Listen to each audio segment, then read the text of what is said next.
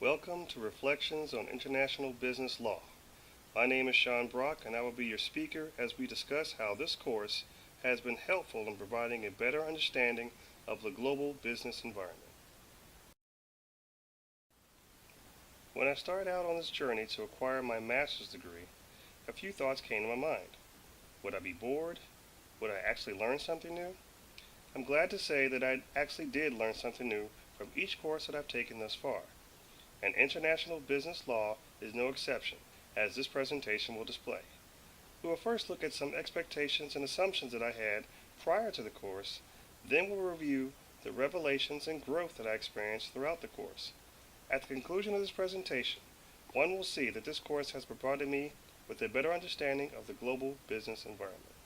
Let us begin. In September, I was asked about what course to take next. It was suggested to me to take International Business Law. My first thoughts about this class was that it would be a rehash of my undergrad business law course.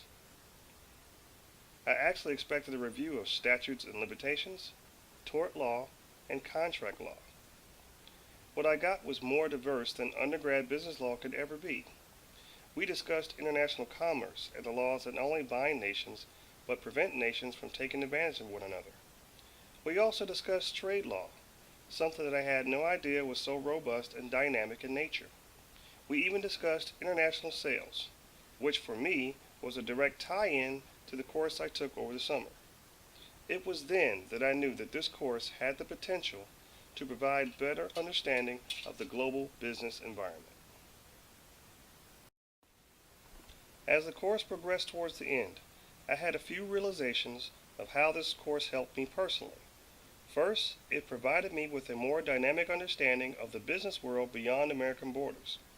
Seldom do most Americans consider the business dealings of American companies overseas as well as foreign companies operating in America.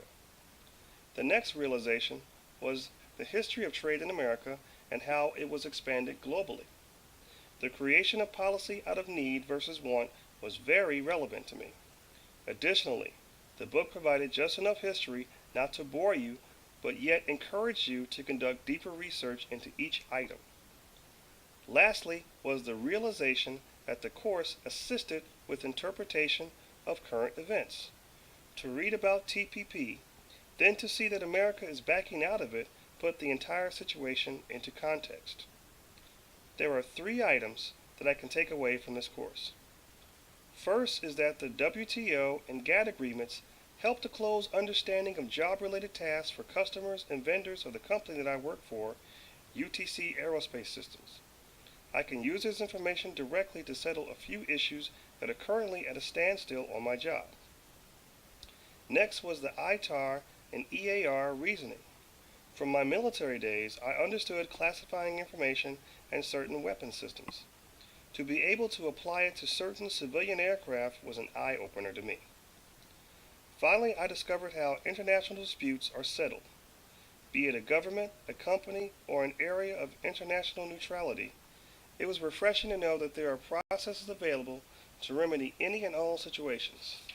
These takeaways have provided growth in my everyday business dealings, and I'm grateful for what I've learned in this course. Within this presentation, we first looked at some expectations and assumptions that I had prior to the course. We then reviewed the revelations and growth that I experienced throughout the course. Now one can see that this course has indeed provided me with a better understanding of the global business environment. I'm not sure if my growth in this class would have been greater had I taken it later than expected. One thing is for sure, growth was attained.